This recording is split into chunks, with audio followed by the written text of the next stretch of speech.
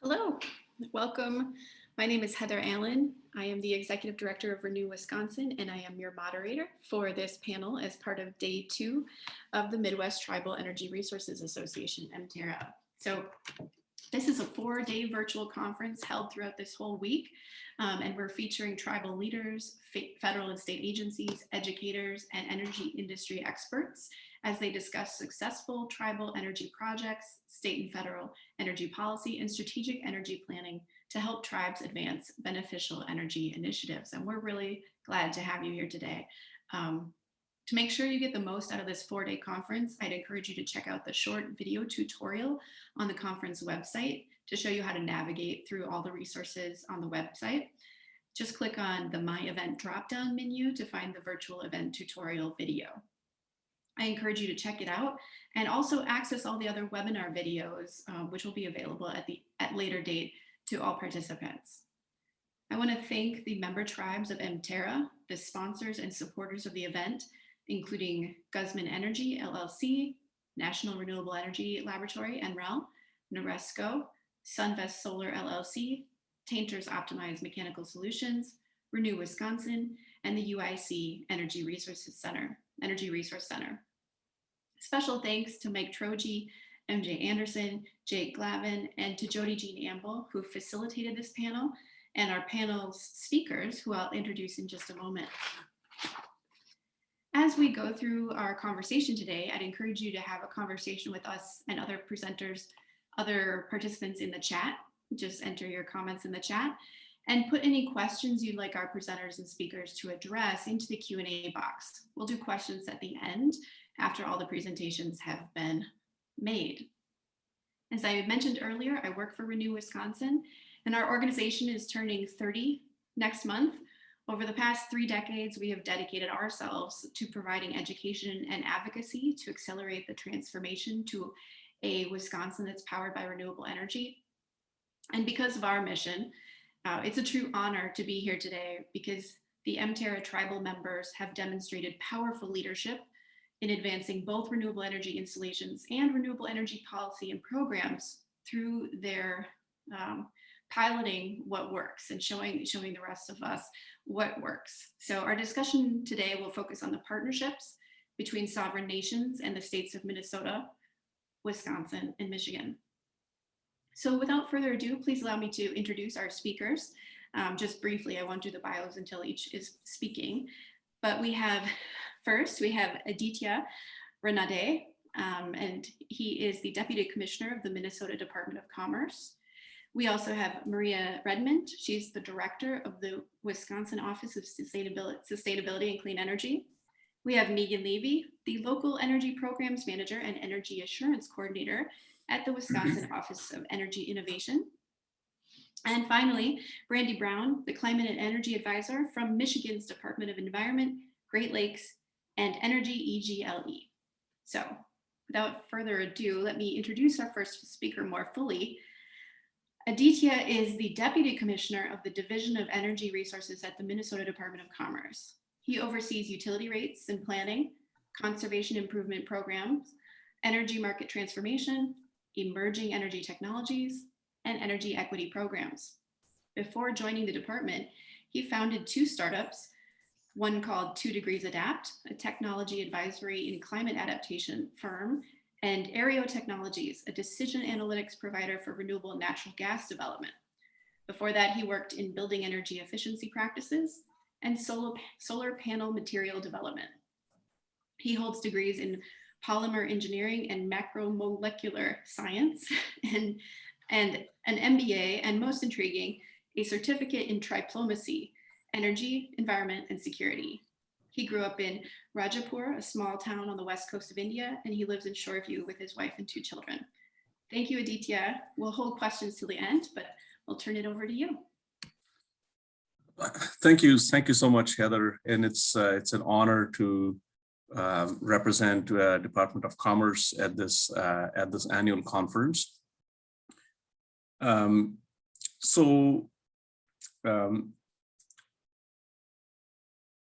Minnesota Department of Commerce is the main economic regulator for all certainly power sector and building energy efficiency sectors. We don't regulate transportation. So we intersect with our 11 tribal nations in a variety of ways, and we're always trying to learn and get better at doing that. I'm going to show or talk about some highlights of our work with the tribal nations in Minnesota, as well as some general themes. So we do get the feedbacks from tribes through regular consultations and other means. We're also supporting a formation of a tribal energy council. So there is a legislation under consideration in Minnesota legislature, and we support that. But for now, the way I see what I've heard over the past 1 year, there are three categories of priorities in energy that I have heard of. One is a desire to be self-sufficient in the electrical power area. This often stems from dissatisfaction with their current service providers and a desire to take advantage of their land resources. So we're working with Prairie Island Indian community on their net zero energy program. It's a very exciting program to turn that entire community towards net zero energy through energy efficiency and on-site renewable energy. So we were instrumental, Department of Commerce was instrumental in getting that funding through the Renewable Development Account, and now we have responsibility for oversight of that program. I've also done presentations on kind of renewable energy economics for PIIC.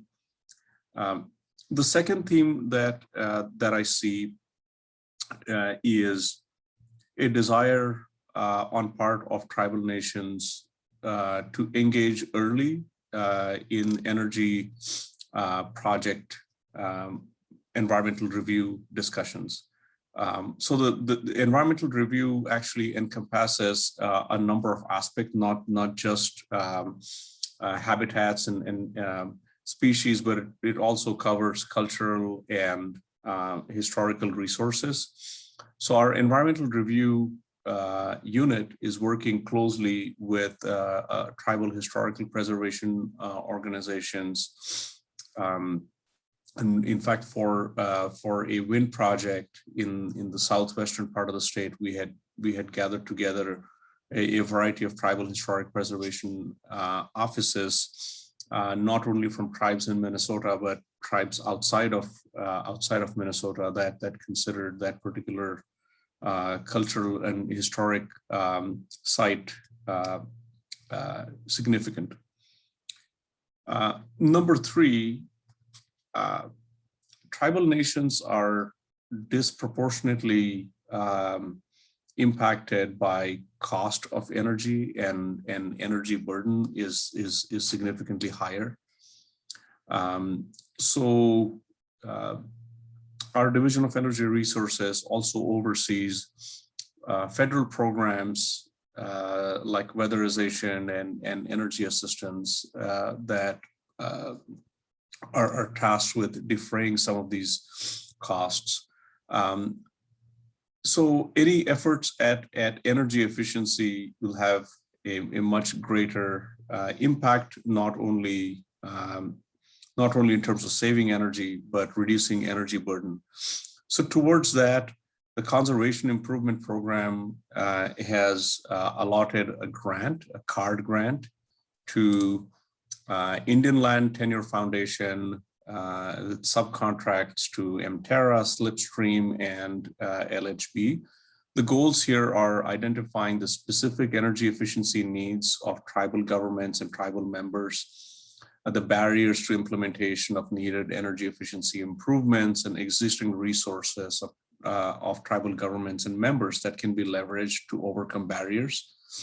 The ultimate goal is to estimate the total energy and carbon saving potential if these programs are implemented to their fullest potential by natural gas and electrical utilities. And this should result in some specific actionable recommendations to these utilities that will improve the programming for tribal nations and members. There is another CARD grant that's very interesting, and that deals with energy efficiency and tribal food sovereignty. And here again, the grantees and subcontractors include Slipstream, Indian Land Tenure Foundation, and Healthy Share GBC. The idea is that there are a number. Food sovereignty is an important aspect, an important priority, but a number of these resources like greenhouses, refrigeration, they're high energy consuming. So the more efficient we can get these, I think the economics of these food production practices would be that much more economical for the tribal nations and their members. So I think in short, the priorities that we see are improving the quality of service for electrical power for many of the tribal nations by becoming their own electrical co-op. And in that case, we're helping them by providing guides on how to set up a co-op, helping them connect to the Mid-Continent ISO. And then Prairie Island Indian Communities Net Zero Project is one example of that that's kind of publicly known. And then the two next priorities are getting engaged early in environmental review process for large energy projects, fossil and renewable. And then number three, reducing energy burden through a better use of the energy efficiency programs and getting the stakeholders in weatherization or energy assistance service providers or utilities operating SIP program to think carefully about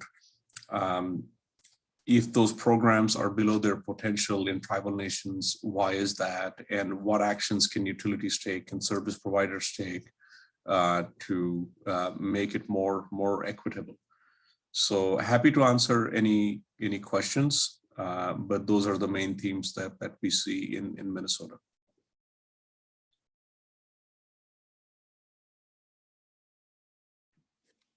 Well, thank you so much.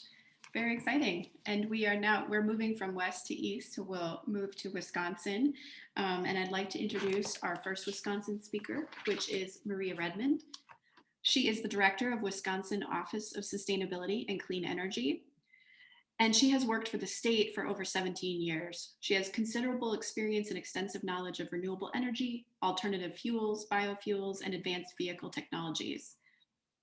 Maria assisted in the Wisconsin State Energy Office securing and managing $80 million in federal grant funding and managed a $15 million program to advance the use of alternative fuels and advanced vehicle technologies. Most recently, Ms. Redmond led the Wisconsin Climate Change Task Force and is currently guiding the development of Wisconsin's clean energy plan with dozens of stakeholders. Thank you, Maria. Thanks so much for the introduction, Heather. And it's nice to be on a panel of folks that I know, and I'm looking forward to the discussion later. Just turning my timer on here quick so I can make sure I'm not talking for too long. Just wanted to introduce you all to the Office of Sustainability and Clean Energy for the state of Wisconsin, and then also talked a bit about some of the initiatives that we're working on across the state and ensuring that we have active participation from various stakeholders, including our tribal nations.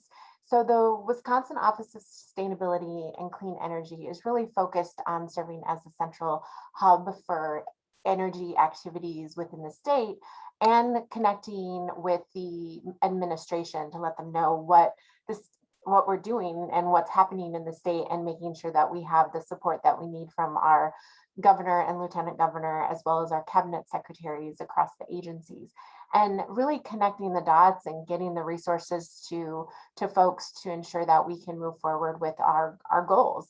And one of our major goals in the state is 100% carbon-free electricity consumed by 2050, and also figuring out how Wisconsin contributes to the emission reductions as part of the Paris Climate Accord. So there's a really important planning process that needs to go on, and our first planning process that we worked on was the Governor's Task Force on Climate Change. And so I was hired in January of 2020 to lead this new Office of Sustainability and Clean Energy. And really my role was supposed to be to help take sort of the energy piece of the pie as it relates to the climate change, and figure out how do we reduce emissions in the energy sector, and essentially across multiple sectors, but reduce our emissions overall. Then, a pandemic hit, we had social unrest here in the state. And so we really wanted to make sure that we got the Governor's Task Force on Climate Change across the finish line and get a set of recommendations, and ensure that we had a list that we could work with, and get those to the governors for consideration as part of the budget process. And so we did include, we had a really great task force. Appointed members of the task force included youth activists. This was multi-generational, included tribal officials, entrepreneurs, and a lot of diverse perspectives. And so we really got to a point where in December, we were able to push out 55 climate solutions covering a number of sectors, 9 sectors. We also identified policy pathways, like how are we going to get this done? And so it was the agency action, budget, legislation. And then we had a set of policies that were not necessarily, did not have consensus. And so we included those though, because we wanted to make sure that we elevated the importance of them, but not necessarily as a consensus set of recommendations, but maybe there are other planning processes that we could have to support those recommendations. And so when it relates to the tribal nations in the Governor's Task Force on Climate Change, we wanted to make sure that we improve our consultation process with our Native nations. And so there are a few recommendations that came out of that, including piloting a DNR program to develop a database for tribal officials to submit concerns regarding environmental reviews or any sort of projects that the DNR has authority over for approvals. Implementing a training program at DNR that would provide tailored trainings for staff on cultural and tribal climate work, and then ensuring a consultation process across state agencies so that we can ensure that high-level decision makers are working with the tribal nations to ensure that there's that communication and involvement in all of our processes and programs across the state. And then also making sure that in the task force recommendations, making sure that we have allocated specific resources to protect wild rice habitats and subsistence lifestyles to help address vulnerabilities of tribal food sources and cultural heritage related to climate change. So the next step was the governor's executive budget, and there are a number of items, 38 items related to climate and clean energy, including the creation of the Office of Environmental Justice, climate change planning, providing technical assistance to municipalities and tribal nations to ensure that they can plan and assess their needs as it relates to climate change and create plans to help build resilience. Also, there's a whole list. I just put a few examples here, and I'm happy to share the list with anyone who's interested or even talk more about it soon. I'm hitting my time. And also I'm super excited about, and Mike, I'm excited to have Mike from MTERA on this planning process, as well as Heather and a number of organizations, is that we have launched the clean energy planning process. And really what the idea of this is to create a tool for Wisconsin that highlights a number of different sectors and key recommendations broken down by sectors to make sure that we're really charting a path to reach our goals as it relates to carbon emission and greenhouse gas emission reductions in the state. So you'll see that we have power sector, building, industrial, agriculture, government, transportation, looking at all these sectors, a multi-sector, deep decarbonization approach to how is the state going to change the way that we consume energy. And not only looking at this clean energy plan as a tool for implementation, but also building in environmental justice and economic recovery into the set of recommendations as well, and figuring out how does the state of Wisconsin position itself to be able to take advantage of the support that we're getting federally, but also working with communities to ensure that we're all working collaboratively to reduce our emissions here in the state. So we do have a number of objectives, and Adi mentioned the reducing the disproportionate impact of energy generation and use and energy burden, and making sure that we're not exacerbating the current energy burden on our communities, and also making sure that we continue to have a reliable and affordable energy system. So this is my last slide. I know I'm well over time now, but I just want to ensure that we will have a public input process related to our clean energy plan. And we have parsed out governments, and we want to make sure that we actually have a recommendation related to tribal nations. And we're working with Mike right now to ensure that we have a really great recommendation that supports clean energy in tribal nations. So I'm going to stop there. There's probably lots of questions. I need to pass it over to Megan now, since we're splitting. And I'm sorry, Megan, I stole some of your time. We have plenty of time. Thank you, Maria. For those of you who've just joined us, because I know that more and more people are coming into the webinar right now, welcome to the webinar talking about state collaboration with tribal governments. My name is Heather Allen. I'm your moderator, and I'm going to introduce our next speaker, Megan Levy. Megan is the local energy programs manager and energy assurance coordinator at the Wisconsin Office of Energy Innovation. She is a graduate of the University of Wisconsin-Madison and has spent more than a decade working with building energy efficiency, both with low-income weatherization and the Wisconsin State Energy Office, now known as the Wisconsin Office of Energy Innovation. She's currently the Energy Emergency Assurance Coordinator for the state and also oversees the Energy Independent Communities Program, which counts more than 147 communities as members. Megan designed and is the manager of the Municipal Energy Efficiency Technical Assistance Program, or METAP, which provides expertise to municipalities, tribes, and schools across the state of Wisconsin to facilitate energy efficiency projects. She is a chanteuse for the last 20 years, performing jazz, jump blues, and swing all over Wisconsin under the moniker of Madison Red with her 4-piece band. And Megan, please take it away. Thanks so much, Heather, for that introduction. And thank you, Maria and Aditya, for great presentations to start this off. And I just want to say also this morning's presentation was amazing. And I think there's a lot of things we'll be talking about today that are quite similar. So again, I'm Megan Levy, and with our state's designated energy office, we're currently called the Office of Energy Innovation. There's 56 energy offices in 50 states and 6 territories were created by the Energy Policy and Conservation Act of 1975. And as part of that, we have some core duties.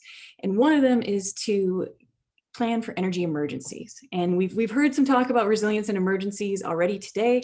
We're going to talk about it a little more. We were moved to the Public Service Commission of Wisconsin in 2015 by Act 55, and we currently have no regulatory responsibilities there, which we'll talk about a little more later. So why does energy independence and energy sovereignty matter? And I think that's what this whole conference is about. Well, it matters because the whole grid is changing. Everything is not only is the policy landscape that Maria just went over changing, but the grid itself is changing. And we may not want to do the same thing that we've always done. The grid was the marvel of the 20th century. Now, one of the recommendations out of the climate change task force, out of many different efforts across the state, has been to pilot microgrids for critical infrastructure. And we heard from Chairman Wiggins about this morning. Bad River has experienced some terrible, terrible flooding in 2016, said it was a 1,000-year flood, but it came back. And we have continued flooding, rising, shoreline of Lake Michigan, you can see is crumbling in that photo.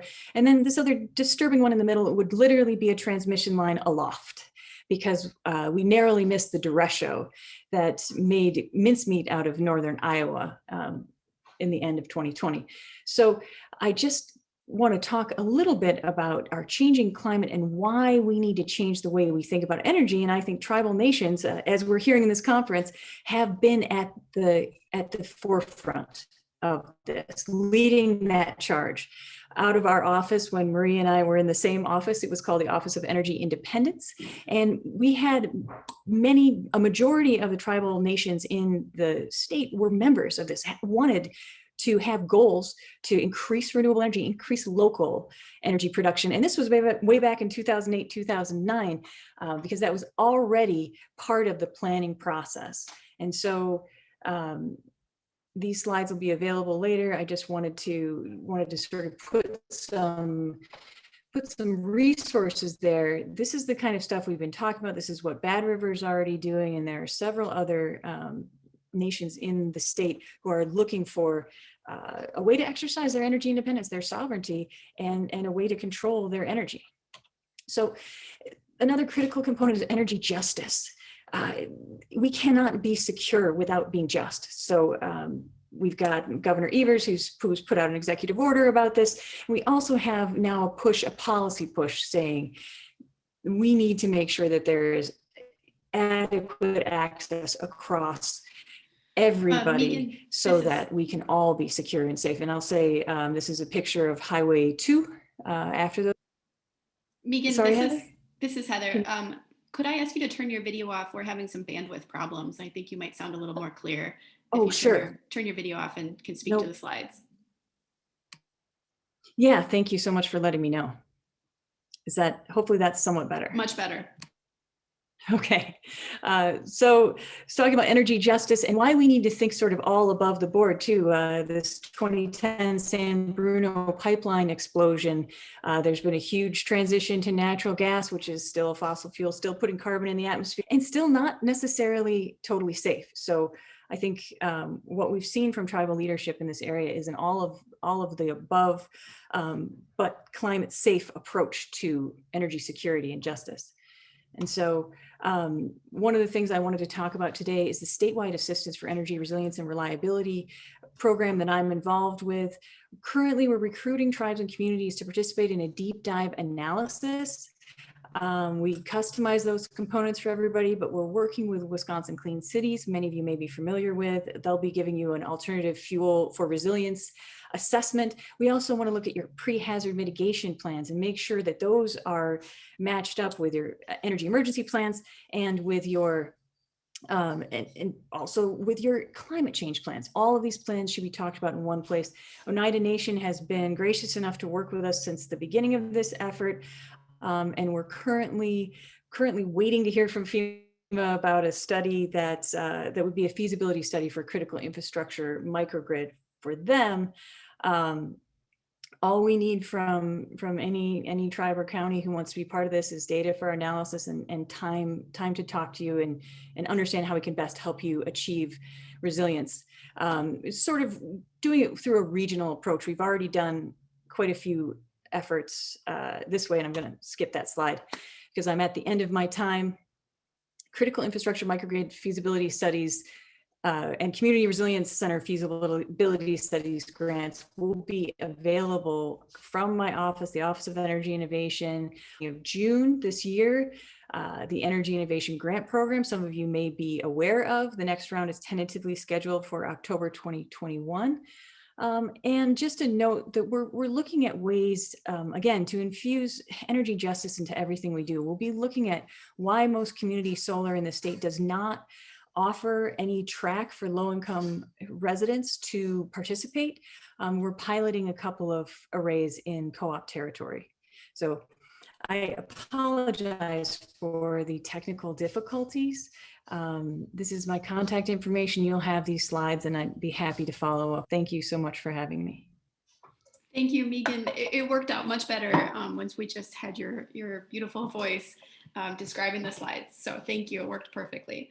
It is now my honor to introduce our final speaker, Dr. Brandi Brown. She leads the Office of Climate and Energy within the Department of Environment, Great Lakes, and Energy. And she is an experienced energy strategist with deep industry knowledge and demonstrated success in advancing innovative demand-side management programs from conception to implementation. She is focused on building this new office to bridge the state's successful energy work with achieving aggressive climate action goals. Dr. Brown holds a PhD in interdisciplinary evaluation from Western Michigan University, where she researched the methodological characteristics of energy evaluation and used meta-evaluation to assess quality and validity. Additionally, she earned a Master's of Public Administration degree and a bachelor's degree in Communications Law and Economics and Government from American University in Washington, D.C. So without further ado, Dr. Brown, thank you for being here.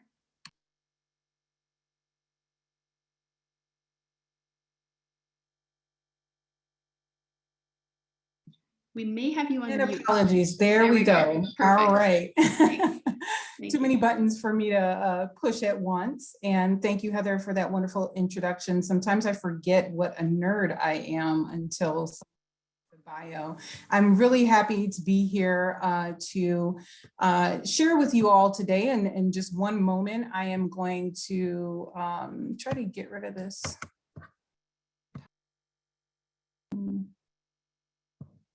Give us our presenter view here. I'll just click the one at the bottom there and then we should be all set. All right. Well, first off, I want to say thank you for inviting me to participate today and apologize before I start talking. I live in a multi-generational home and therefore there's often kids and elders running around and I can't control any of them. So apologies right off bat. But I lead the Office of Climate and Energy and I've been here now for almost 2 years. Governor Whitmer created this office to address some of the issues that our other presenters have named, primarily this energy transition that we're undergoing and the need to address climate responses. Essentially, I am responsible for coordinating climate response activities across the state, advising state and local governments on how to mitigate climate impacts, adapt to climate changes that we know are coming and as we're building out infrastructure or just maintaining our communities, and also providing guidance on how we reduce those harmful GHG emissions and advance renewable energy. Recently, the governor created the Council on Climate Solutions, which launched in February, as well as tasked my office with the creation of the My Healthy Climate Plan to put Michigan on a path to carbon neutrality economy-wide by 2050, with a 28% reduction by 2025 of GHG gases. And if you saw the U.S. Climate Alliance recent announcement, we're also adopting a reduction of 50% GHG emissions by 2030. We've also directed our state facilities to use reduce energy use by 40% by 2040. And also some new things, we have worked on a statewide solar initiative to really aggregate the power of state lands and our facilities and understand where solar deployment is appropriate. You know, sometimes it works, sometimes it doesn't, but really get a handle on where we're going to lead by example and hopefully move the needle with our aggregated power there. The hope in that project is that we then can reach a hand out to other folks, tribal nations, and say, hey, we're able to do these projects. You know, can we partner? Can we help you buy down the cost of your project? So don't share that too widely, but that's where we're going with that. The other thing that we're doing that's pretty new that started this year is establishing the Climate Justice Brain Trust. Essentially, this is a group of climate justice experts within the state of Michigan that are tapped into different communities. And their entire job, all of them are members of our Michigan Advisory Council on Environmental Justice, but their work on this brain trust is to kind of look over my shoulder at times to see what I'm doing to make sure that my eyes are always including climate justice and thinking of all communities as I am crafting that My Healthy Climate Plan with the input from the Governor's Council on Climate Solutions and the different work groups that we have supporting that work. So our approach in the Office of Climate and Energy is focused on the harmful impacts to the environment in our communities. And really, we have kind of turned everything upside down and looked at our overall relationship with energy. How are we using it? Why are we using it? Where are we using it? How has our system been built out over the last century? And who has a burden and who has it benefited? And when we use that lens, it does give us a different method of targeting how, or thinking through how we should invest in communities, invest in solutions, really naming some of the harmful things that building out generation has done to different communities, or the lack of investment in building out grid infrastructure in other communities, which has impacted access to broadband or impacted the energy burden that we've already discussed here that has made those rates higher because as a society, we have not invested in certain communities. So we use that thinking to really set the foundation. And then we have 3 buckets. It's energy generation, energy consumption, and transportation. So we want to reduce the use of fossil fuels. Not only is it harmful for the environment, people's health, it's also more costly. And we will continue to see some of those costs come down on renewable energy, which will make it more attractive and allow us to adapt where we can. Then also bolstering energy efficiency, it's a least cost resource. And right now, even though we have some amazing energy efficiency programs across the country, they're not accessible to everyone. As an evaluator of that program in one of my past lives, we see that the folks who are able to access that have capital, also have an easier time getting contractors to offer some of those solutions to them. So there's a lot of things going on there, as well as thinking about our building stock and weatherizing homes, and how our building stock quality can fluctuate by community, especially when we think about some of those prior reasons for not investing in certain communities, not only across the state of Michigan, but across the nation. And then finally, transportation, we are encouraging and working to incentivize the adoption of low emission vehicles, and have been doing work for the last few years to build out this statewide infrastructure for electrified mobility. Now, emissions from mobile sources exceed emissions from stationary sources. So what you're going to see, and what you have been seeing from our office, is a kind of a full court press, if you will, on both the fuel side of reducing emissions, and then some of the knowledge base, building out that knowledge base for how do we do this in a good way? How do we build this out equitably? How are we actually addressing some of the harms that we're trying to mitigate? So those GHG emissions, to reduce NOx and SOx emissions in some of those transportation corridors, and then also make those vehicles accessible to every community.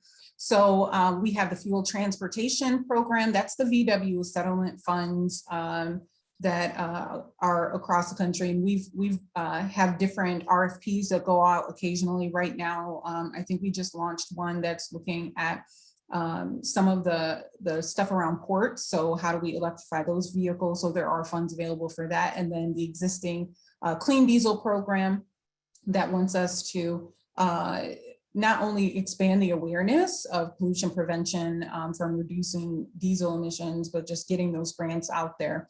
One of the really cool studies that Robert Jackson has been leading for the last few years and working with Michigan State University is mapping out where our EV infrastructure needs to be and then encouraging the build out in those locations. So if you go on our website, we do have a map. So check out the map and see if it's sufficient enough. We welcome comments, feedback. If it's not built out or identifying spots in your nation, let us know. And that's something that we can work actively to correct.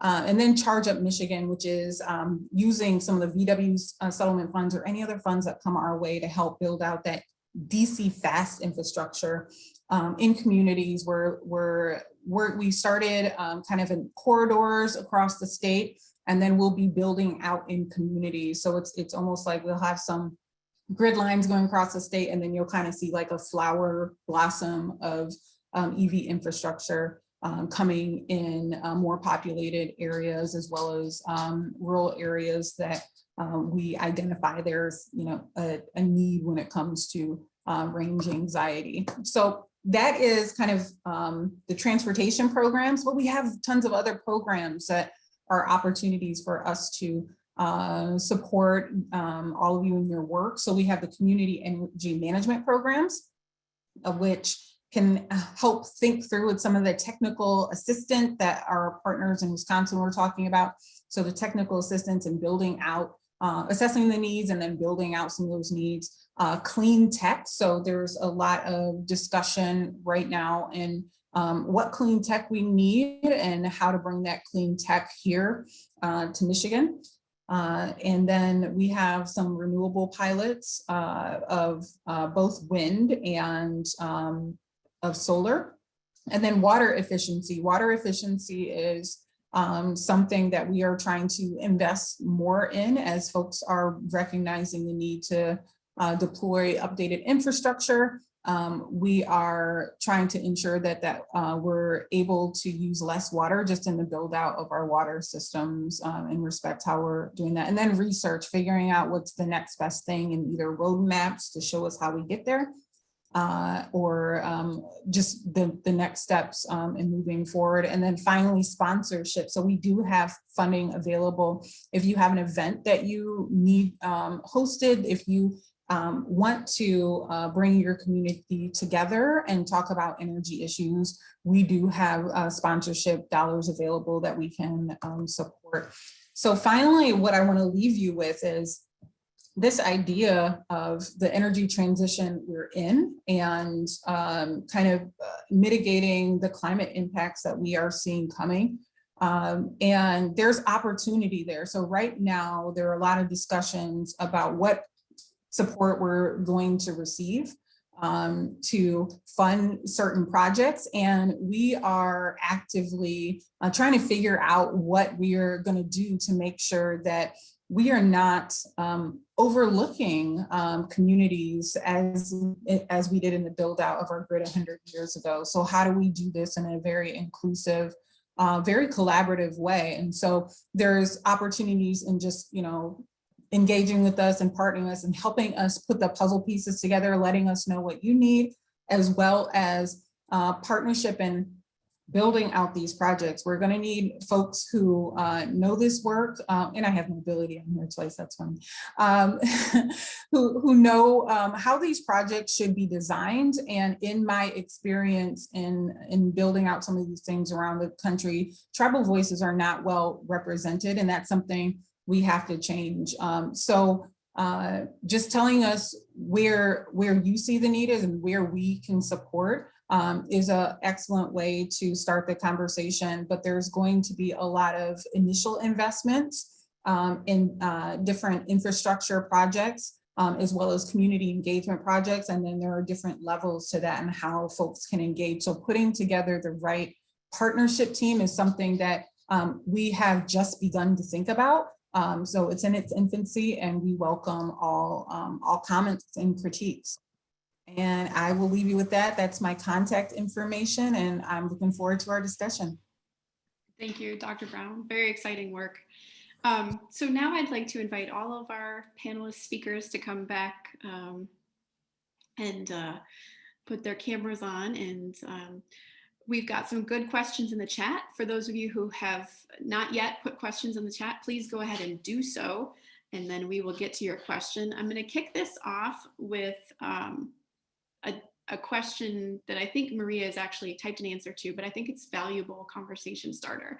So we have a question from Jerry that says, for Maria, is your group working on improving the net metering regulations, which is detrimental to the tribe's development of renewable energy generation projects? So Maria, would you speak to that? Yeah, absolutely. So as part of our clean energy planning process, we do have a recommendation that's focused on renewable energy and the things that we can do to accelerate Wisconsin's transition to renewable energy, and including like maximizing economic health, environmental damages, and lives lost related to climate change. And so looking at the benefits of deploying renewable energy. And one of the strategies is to create consistency in utility net metering policies that remove some of the barriers to development of renewables and solar, and for example, and helping to improve solar adoption. So there's some I can't think of the word. Why can't I think of the word? There are some thresholds. That's the word. So there's some thresholds that limit deployment of these projects. And so adjusting, when working with the Public Service Commission to adjust the thresholds that are a part of net metering, and then allowing the customers to aggregate load and expanding the rules so that there's more flexibility. And then also having PSC look at the potential impact for non-participating customers as we're deploying more renewables, and making sure that they're not creating more negative impact on low-income customers or customers who are already carrying the energy burden.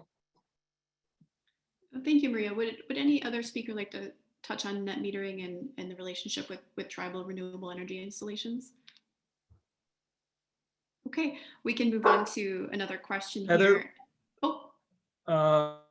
Mike Troji, I'll chime in here. I just wanted to mention, thank you, Maria, for that contribution about net metering, but I also want to encourage listeners to our day 4 with the Tribal Solar Initiative between MTERA and National Renewable Energy Laboratory. There'll be a more concentrated conversation regarding a variety of barriers for solar deployment, including net metering and interconnection. So I hope our panelists here and attendees can make some time available for day 4.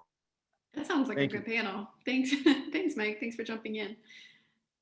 Yeah, and Heather, I would just add that there's an effort at the PSC right now to rewrite interconnection rules. And I don't know on the regulatory side if net metering will be next, but there's certainly the recommendations from the Clean Energy Plan will impact what happens. Thank you. Thank you, Megan. Yeah, if I can offer one comment on broadly distributed solar. So we have net metering in the state, and that's dependent on the size of the system and whether the customer is served by a co-op, muni, or public utility.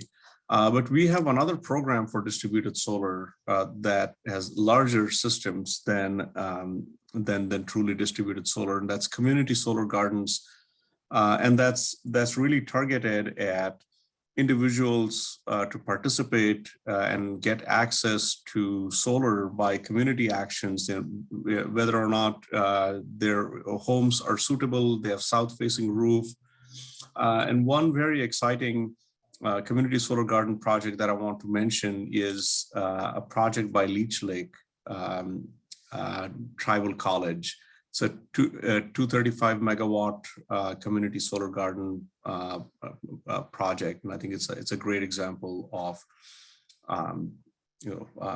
solar and how a tribal nation has used solar. So not really distributed given the size, but a great example of energy independence or self-sufficiency. Thank you. Thank you so much.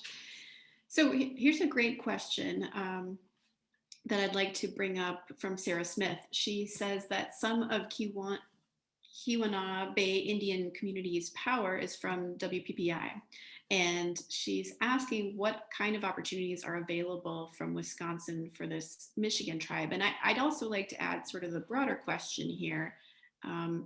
How can tribes and sovereign nations best collaborate or work with their utility to gain opportunities like community solar or other collaborations and projects that might be help facilitate a tribe to transition to renewables? And anyone can jump in who's ever ready to take that one. Well, I can start on that. I think it's an interesting question. And one thing I forgot to mention was that Focus on Energy, which is our state of Wisconsin wide ratepayer funded energy efficiency program. We've recently been talking to Mike and some other folks in the Oneida Nation, and we're looking to put together sort of an advisory group of tribal members to understand how we can better serve, how we can get more incentives in the hands of the tribes. I think we did an analysis. We said this does not look equitable. I know WPPI has a lot of great programs themselves. So I guess first thing to do is check in with WPPI and see what they can offer you. And hopefully I wasn't frozen that whole time. It was good. It was good. Go ahead, Dr. Brown. Yeah, I'd just like to add that I know there is ongoing talk at the Michigan Public Service Commission level about how we best support folks who get their energy from WPPI, and WPPI is very active in the Michigan sphere on making sure that those programs are offered and there, because you guys are paying into the overall bucket that everyone else is. So when we design things, we are thinking of you, and if there are barriers, that WPPI does have an internal team to help rectify anything and support you. Thank you. Okay, And I have a, go I ahead. was just going to chime in too, for other nations that want to work with their utilities. I think contacting the state energy officials and it's our job to make connections, right? It's our job to try to, at least my job, to try to make sure that you're getting the resources that you need and the technical assistance that you need. And we're working with utilities.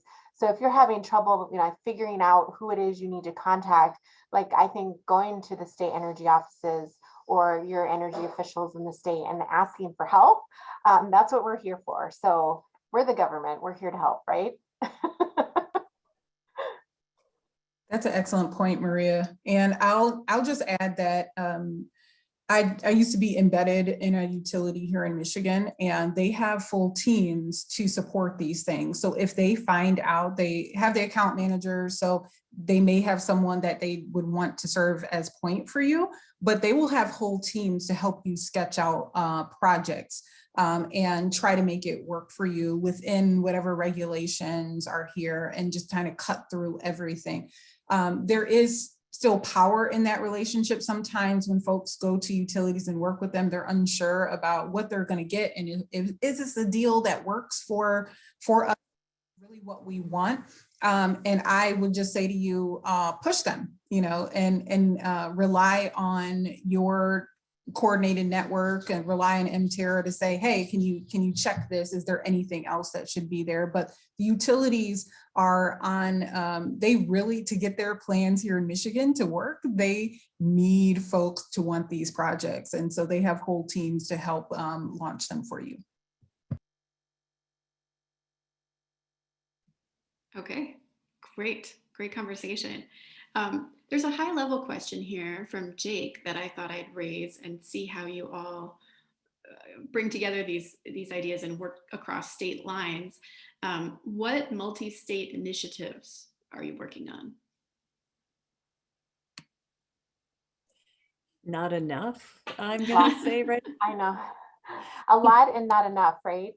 So I know we Yeah. have been working, I'm in a lot of meetings with Brandy, and the Great Plains Institute, for example, has a number of initiatives, and Minnesota. I mean, like, we work regionally, especially when it comes to electric vehicles and corridor development and things like that. We're meeting to try to figure out, like, how to, like, the corridor doesn't stop like at the state border. Like, we have an opportunity to make some connections there. So I find a lot of the work that we're doing is related to transportation sector.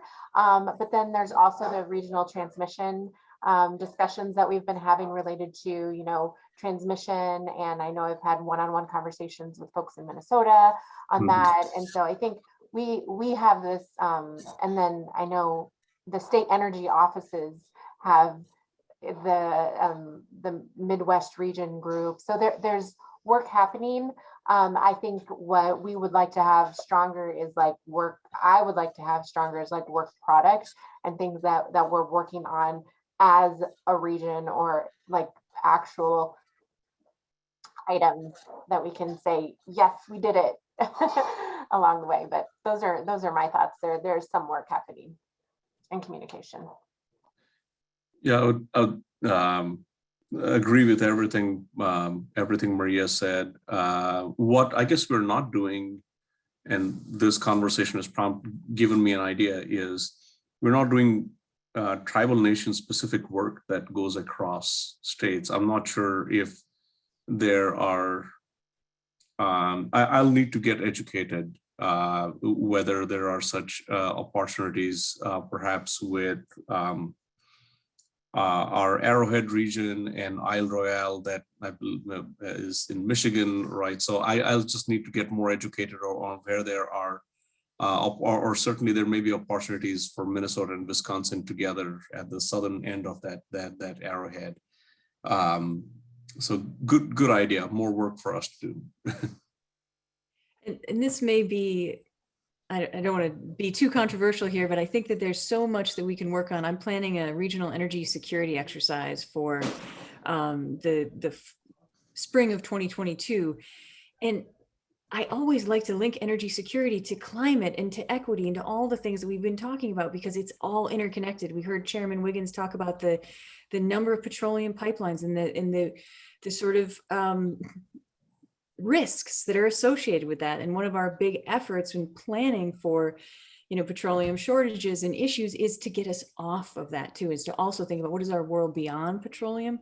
How do we best, you know, this whole energy transition that we're talking about. So I think that MTERA is the organization I know who is working across state lines to really bring that tribal voice to the forefront. And it's such important work. So certainly we're here to support you as we have been.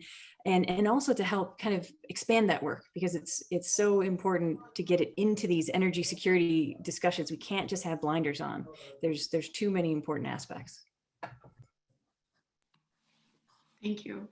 That actually brings us to another question that I think actually can touch on regional collaboration, regional cooperation. But the question here is for Dr. Brown. How do you tackle the roadblocks in the transition from fossil fuel powered vehicles to EVs in your state? And where I'm sort of thinking that this might going is the issue of planning for regional corridors and highways that are enabled to be sort of EV friendly and have proper infrastructure. But there's a lot of ways to go with that answer. How are you dealing with those roadblocks? Yeah, that's an excellent question. So the infrastructure build out, as far as having chargers accessible to folks, you know, that's moving along. Right now, we're less concerned about that and very concerned about adoption of electric vehicles in kind of two different areas. So the first one is light duty vehicle adoption, and that's the, you know, passenger vehicles. We are concerned with that primarily because it's just what we see in other new tech and energy advancement. It's going to be the folks who can afford electric vehicles who are going to have access to them.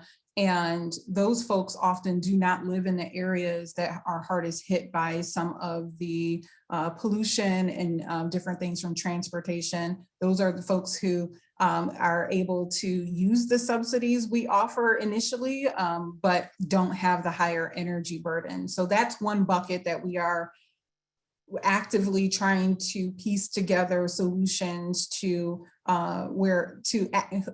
provide access to everyone, but with a focus on low and moderate income communities. The other bucket is the bucket of, Michigan has the corridor that goes from Ontario down to Chicago and then, beyond.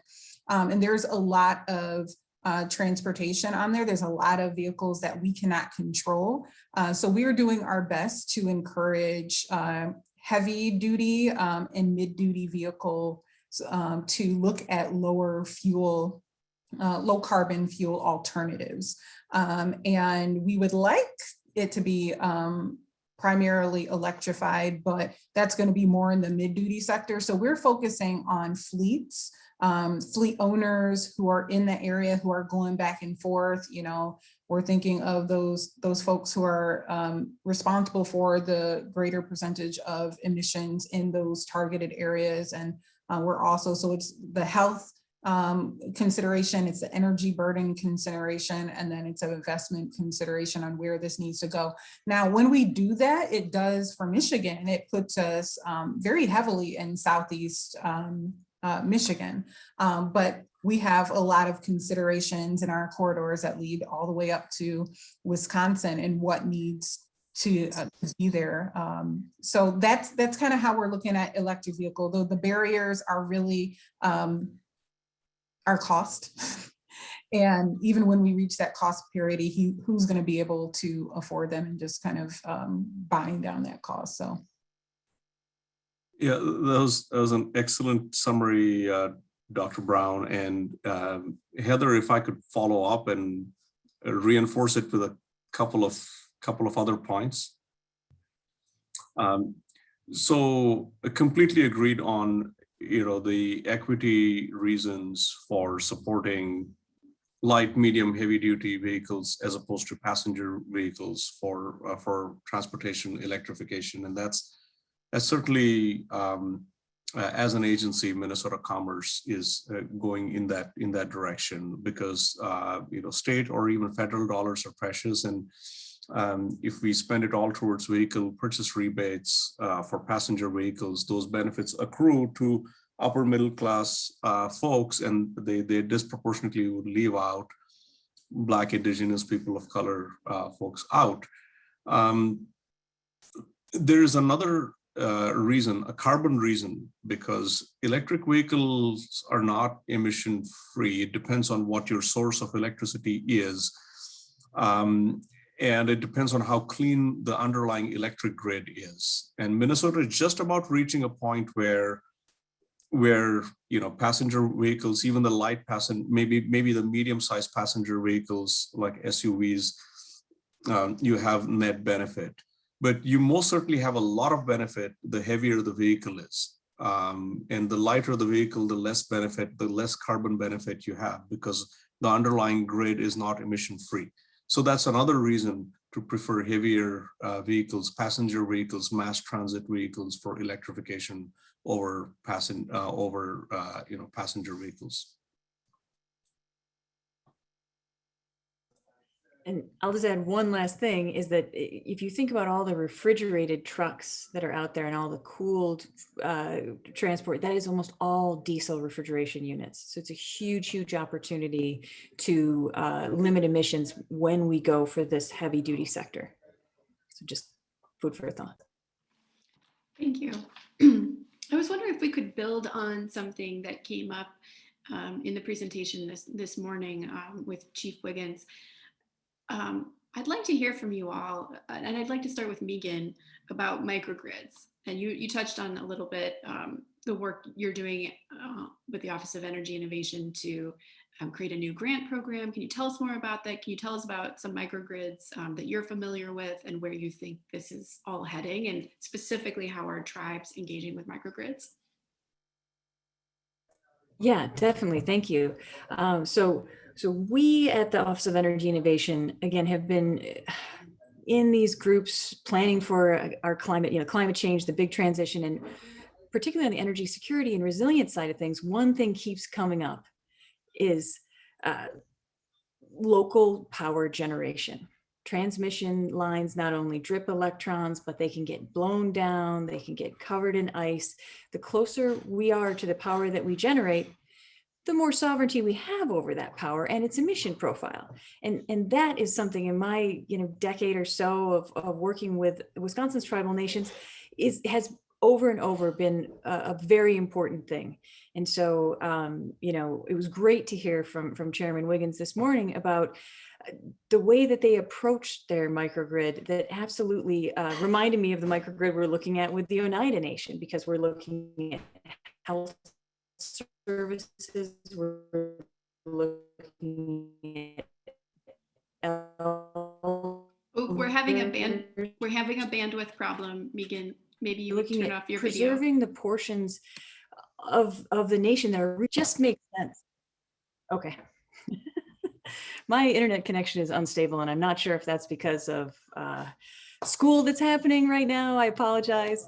I keep getting that note. But what we wanted to do was to look at where, because, and I think Aditya just made this point really well, we've got a grid that's pretty dirty here in Wisconsin.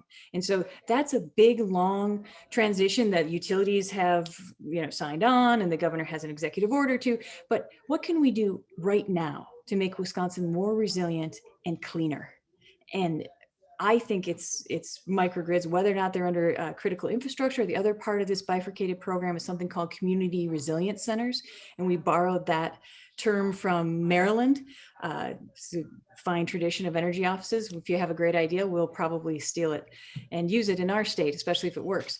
So community resilience centers would really be more of a single facility, but could be any level of microgrid that contributes to the overall resilience of the community, particularly powered with clean energy and storage. So that's what we're looking to pilot. We just closed a round of the Energy Innovation Grant Program, where we're going to see 1.1 megawatts of storage be deployed across the state. For us, that's sort of a big deal. We don't have a big concentrated storage effort, through our Focus on Energy program can't work on storage right now. They're thinking about it. They're working on that policy. So as the Energy Office, which gets a little under $1 million a year, we're pretty excited to be able to put significant funds towards the feasibility of microgrids and community resilience centers, and then hopefully in the next years to implement that and to really see, particularly our tribal nations, because I think they'll be at the front of the line, exercise that energy sovereignty and then achieve those clean energy goals and thus slow climate change.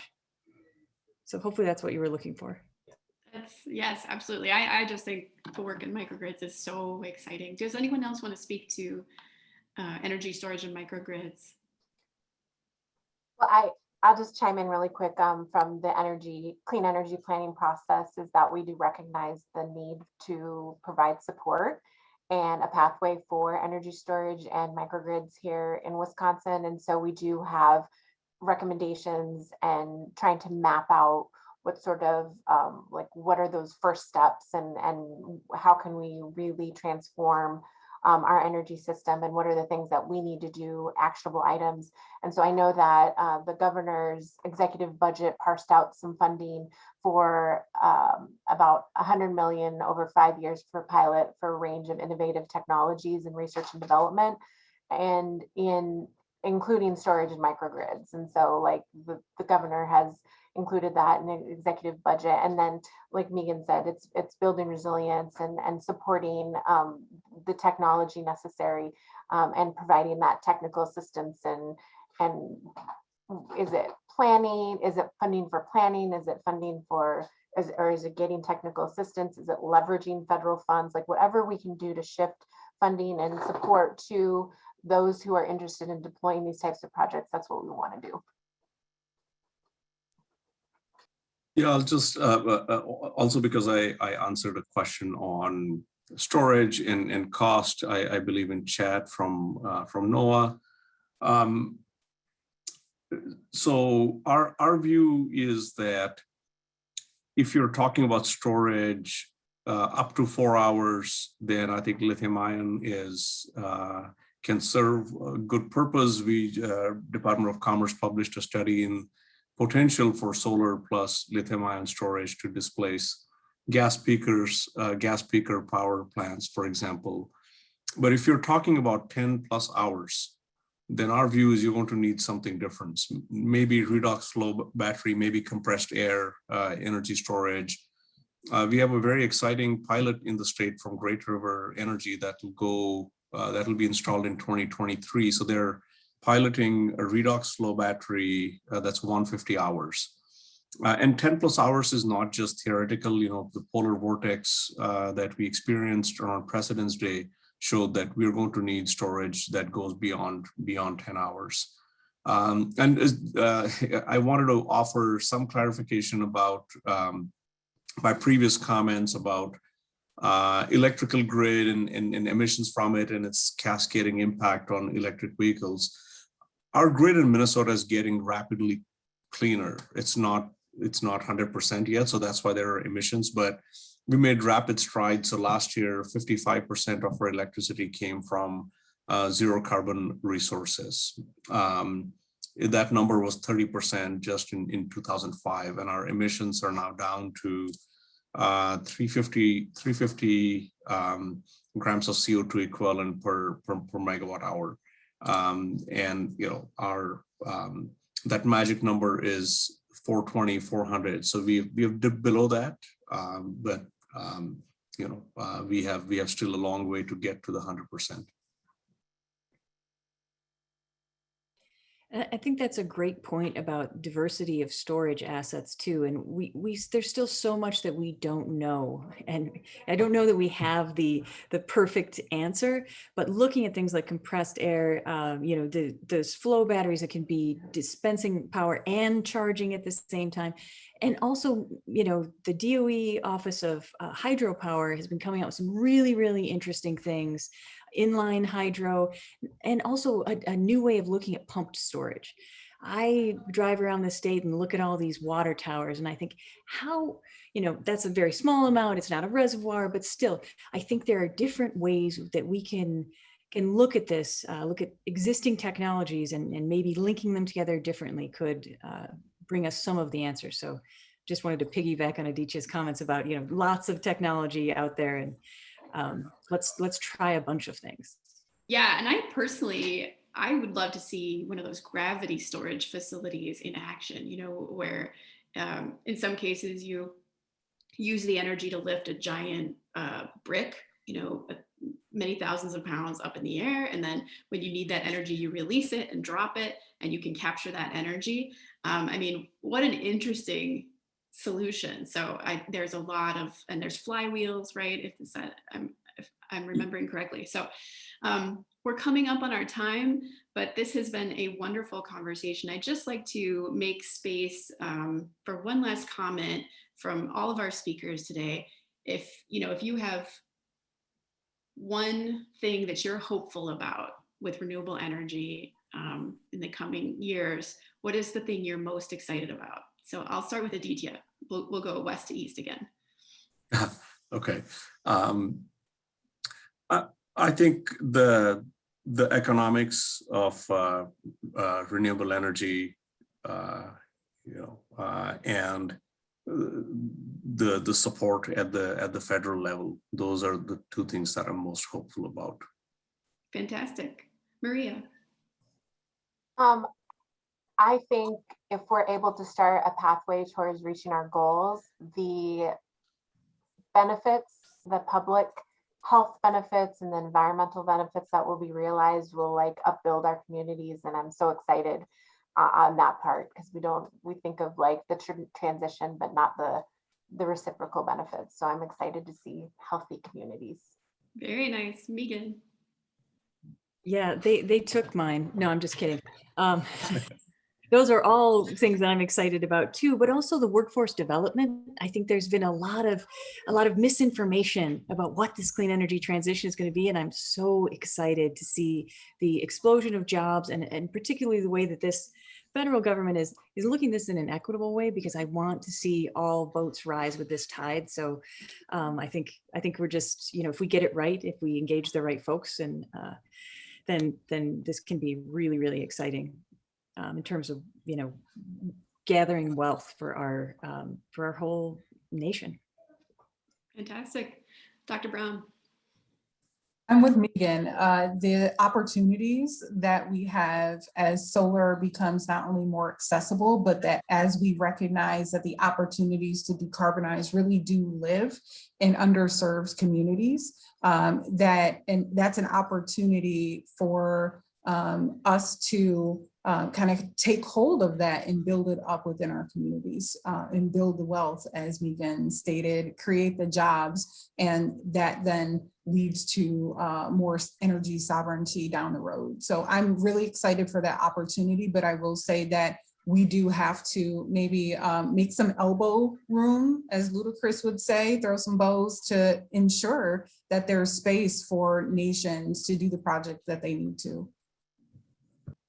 Fantastic. Yeah, absolutely. And I would just say on wealth, I also mean the wealth of clean air and water and our beautiful planet being preserved. So thanks. Very, very inspiring. I want to thank all our speakers and Mike and MJ for facilitating this panel. This was a wonderful conversation. I too am very excited about renewable energy, and in particular, the leadership that tribes have shown in the upper Midwest on renewable energy. So thank you all to our participants for being here today and for all the work that you do to make this a cleaner, brighter world. Thank you. Thank you for inviting. Thank you very much for your Thank you. participation in our conference. Wonderful, wonderful Thank you. contributions. Thank you. Absolutely. Have a great day. Thanks, Heather. Bye, everyone. Bye.